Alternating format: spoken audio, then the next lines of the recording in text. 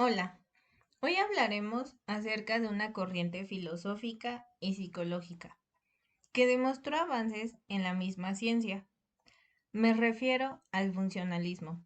Creo que todos alguna vez hemos escuchado hablar acerca de, y hoy compartiré algunos de los datos más importantes acerca de esta corriente, caracterizada por estudiar las funciones que realiza el ser humano y no solamente las estructuras. En primer lugar, ¿qué es el funcionalismo? El funcionalismo es una corriente que surgió a finales del siglo XIX en Estados Unidos, siendo una alternativa del estructuralismo. En él encontramos que se centra en el estudio de los propósitos y la función de los procesos mentales. En el funcionalismo se aceptan los procesos mentales como la conducta, y por ello es que existe una metodología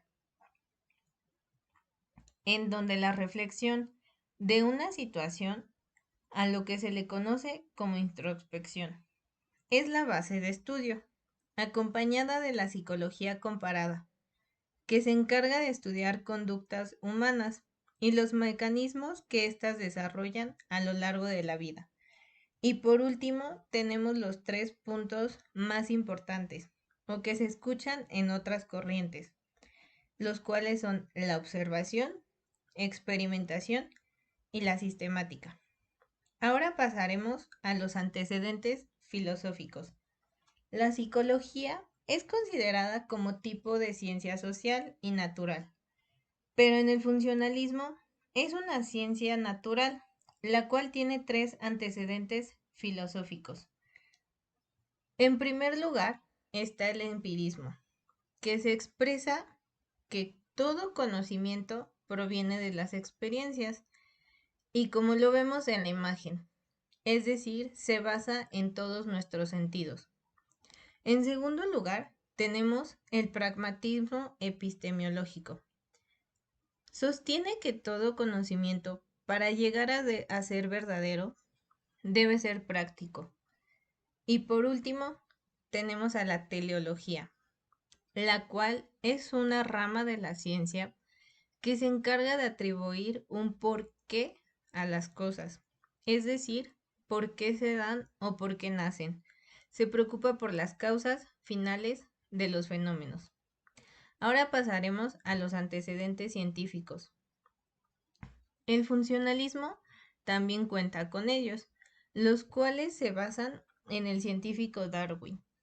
En primer lugar, tenemos a la selección natural, la cual implica que la naturaleza elige al más apto para seguir sobreviviendo en ella.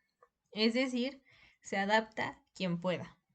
Y por otro lado, tenemos la adaptación, que es un término no tan fácil de entender. Hoy en día podemos describirlo como la reacción que tenemos a los cambios que existen o que se van generando a lo largo de la vida. Y esta misma es la que permite seguir avanzando, creando un ambiente positivo o negativo.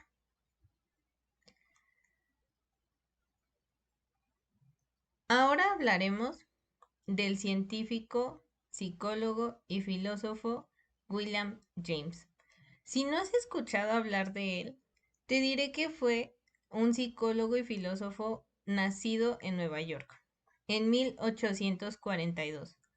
Tuvo una larga y brillante carrera en la Universidad de Harvard, donde fue profesor de psicología. Y uno de los puntos más importantes de él es que fue el fundador de la psicología funcional, ya que fue el primero en reconocer a la psicología como una ciencia. Y así fue su brillante carrera hasta que falleció en 1910. Se encargó de estudiar con una finalidad. La conciencia tenía interés en la función adaptativa de la mente, su utilidad y su funcionamiento en los procesos mentales. Él decía que la psicología es una ciencia práctica, con el objetivo de adaptarse al medio ambiente. James abrió nuevos caminos para la psicología al publicar en 1890 su obra clásica en 2 volúmenes, Principios de Psicología. Hoy en día sigue siendo una de las obras más adaptadas al funcionalismo. Entre sus temas incluía la sensación, la percepción, las funciones del cerebro, los hábitos, el fluir de la conciencia, el sí mismo, la atención, la memoria, el pensamiento, la emoción y la voluntad. En todas estas áreas, James fue un precursor que se anticipó a gran parte de las perspectivas psicológicas del siglo, dejando un gran legado y camino a los siguientes psicólogos. Entrando a temas importantes, nos encontramos que William James utilizó la epistemología, la cual es una rama que se encarga de estudiar cómo se genera el conocimiento. Él la utilizó para poder adaptar cada una de sus teorías. En este video te mostraré 5 de ellas. En primer lugar, se encuentran los elementos de un fenómeno psíquico, que explicaré en el siguiente cuadro. Como sabemos, existen diferentes áreas de nuestro cuerpo que reciben los mensajes de nuestra mente, y en este cuadro podemos apreciar cómo se clasifican. Existen 3 lugares en donde se originan. La estimulación de los sentidos se da en la anatomía y fisiología como fibras aferentes que le dan sentido a nuestro cuerpo. La función que tiene es que sirve para dar sensación, y la toma de conciencia es que tenemos la percepción de un estímulo. El proceso de la estimulación se genera anatómicamente en el cerebro, y su función es poder reflexionar para que la toma de conciencia sea la intelección. Y por último, tenemos la respuesta conductual, que tiene lugar en las fibras aferentes, eferentes, músculos y glándulas, y sirve para que tengamos movimiento en nuestro cuerpo, dando como resultado que en la toma de conciencia se le considere un impulso. Tenemos ahora la teoría de la conciencia. ¿Pero qué es la conciencia? Y podemos decir que tomando en cuenta los antecedentes científicos, la conciencia ha sido el instrumento adaptativo más reconocido, y en ella tenemos el conocimiento de nuestra propia existencia como seres humanos. Dentro del funcionalismo, la conciencia tiene 3 puntos importantes. El primero es que se le considera el instrumento más avanzado del proceso evolutivo, y es por lo que James estaba muy interesado en estudiarlo. En segundo lugar, es importante reconocer que la función adaptativa que tiene la conciencia es muy rápida, algo que hoy en día tal vez no se puede explicar científicamente. Sin embargo, fue una de las cosas que más llamó la atención de William James para que se pudiera generar su teoría. Y en tercero, nos encontramos que para él, la conciencia fluye como un río. Es una metáfora que quiere decir que se generan muchos pensamientos en la conciencia sin parar. Ahora pasaremos a la tercera teoría. La teoría de James es llamada la teoría del yo, que tiene como base la conciencia, a la cual se le consideraba selectiva, personal y cambiante. En el siguiente cuadro mostraré cómo se distingue entre los dos yo. En primer lugar, es el yo conocedor, que se da en el sujeto y se presenta como un yo puro, es decir, que se genera una identidad propia, ya que es innata, viene desde el nacimiento y no necesita de otra cosa para poder existir.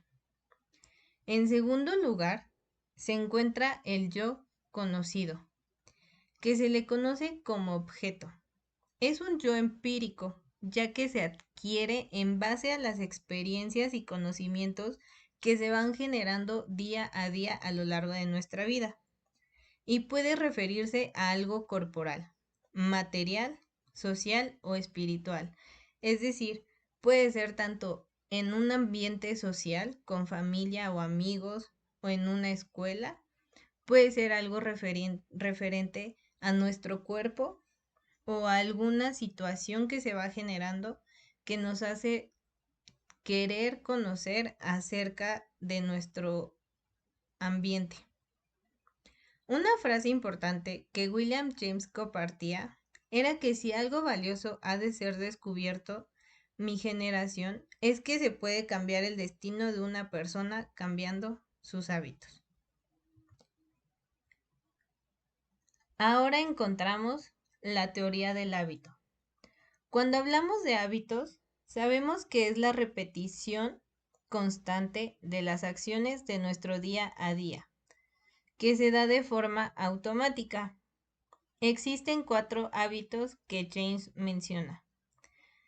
En primer lugar, tenemos que los hábitos tienen importantes consecuencias en la vida real de los individuos, ya que simplifican los movimientos requeridos para obtener un determinado resultado. El primero son los reflejos, que se le conoce como primera naturaleza, ya que ellos son los primeros movimientos que surgen desde recién nacidos. Son respuestas automáticas a estímulos en diferentes situaciones. Se presentan en toda especie. Dependen del desarrollo del sistema nervioso central y son fundamentales para la adaptación. En segundo lugar, tenemos el aprendizaje, que se da por contigüidad, es decir, como reforzador de las acciones enseñadas a diario. Por otro lado, existe la formación de hábitos.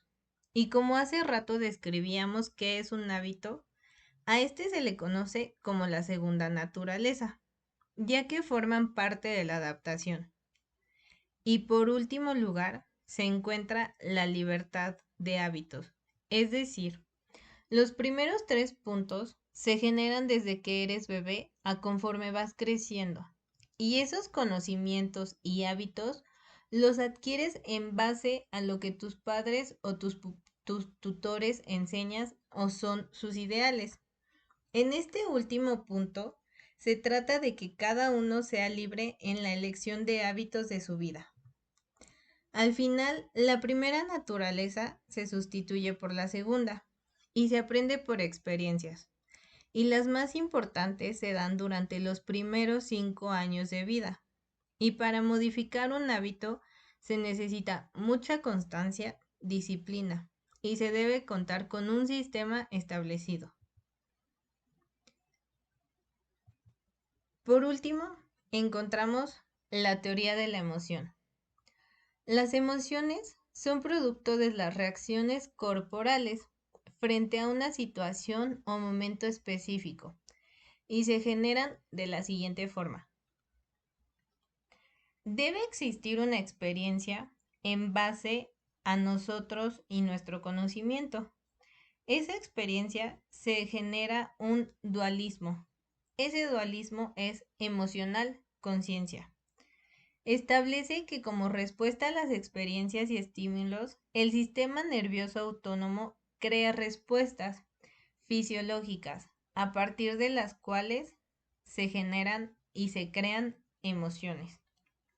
En esta última encontramos al autor Baldwin, que presenta un punto de vista genético y dice que el desarrollo psicológico depende de la imitación, del ensayo y del error.